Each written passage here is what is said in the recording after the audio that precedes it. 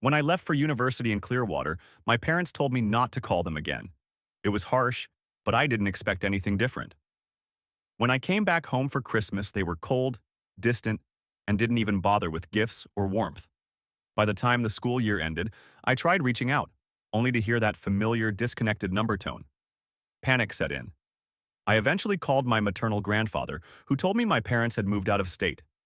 He had their new number but said he'd been told not to give it to me until I had graduated. Then he hung up. I was left with no home and no money. I had to sell nearly everything I owned and ended up living out of my car for a month. I limited my expenses to less than 20% of my earnings and scraped together every penny. Over the next 25 years, I fought hard. I climbed the ladder, made painful sacrifices, and eventually became a VP at a thriving tech company in Austin. 2 weeks ago, I saw my mother at a local community event. She recognized me instantly.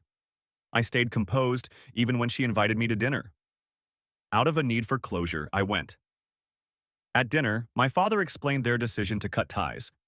He thought I was wasting my life chasing a pipe dream in tech instead of becoming an accountant. I quietly replied that my pipe dream made me a millionaire. Then came the punchline. They asked me for $2 million, claiming it was compensation for raising me and making me who I am.